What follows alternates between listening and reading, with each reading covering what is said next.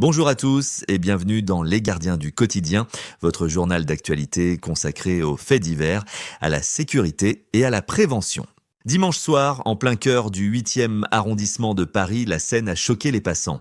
Un homme armé d'un couteau a agressé deux personnes au visage sans raison apparente près du Grand Palais. Grâce à l'intervention rapide de la police, le suspect a été interpellé après une course-poursuite. Selon les premières informations, il s'appelle Akou H, 31 ans, originaire de Pointe-à-Pitre, en Guadeloupe.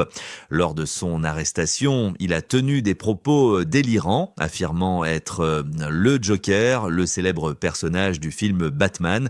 D'après une source policière, un examen psychiatrique est en cours pour déterminer son état mental. Ce nouvel épisode de violence gratuite relance le débat sur la prise en charge psychiatrique des personnes dangereuses. Les forces de l'ordre, une fois de plus, ont dû agir vite pour éviter un drame encore plus grave. Autre quartier, autre tension, le 16e arrondissement de Paris. Samedi matin, vers 10h30, un homme armé d'un couteau de type Opinel a braqué la bijouterie Passy avant de s'emparer de 5 montres Rolex. Valeur estimée du butin, 140 et 1 000 euros. Sous la menace, les employés n'ont pas résisté, tandis que le vigile a chuté en tentant de s'interposer. Le braqueur a ensuite pris la fuite dans le métro avant de disparaître dans la nature.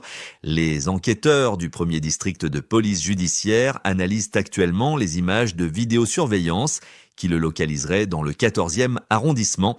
Ce braquage intervient une semaine seulement après le vol de la boutique Swarovski de la rue de Rennes pour un préjudice de 200 000 euros.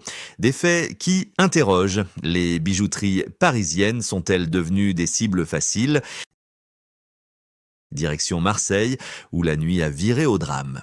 Dans la nuit de samedi à dimanche, un portier de 48 ans a été mortellement poignardé devant un bar du 1er arrondissement, rue de la Paix Marcel Paul.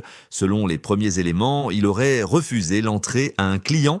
L'homme, âgé de 43 ans et connu des services de police, a sorti un couteau et lui a porté un coup fatal au thorax. Malgré l'intervention rapide des marins-pompiers, la victime est décédée sur place. Le suspect a été maîtrisé par des clients avant d'être arrêté.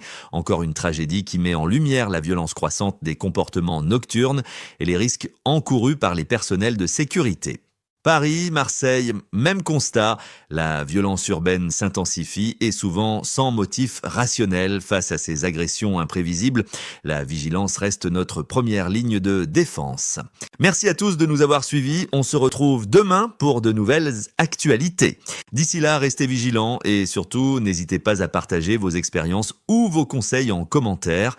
Votre témoignage peut aider d'autres personnes à éviter le pire. Abonnez-vous à la chaîne et rejoignez la communauté des gardiens du quotidien pour ne rien manquer des prochaines alertes, faits divers et conseils de sécurité.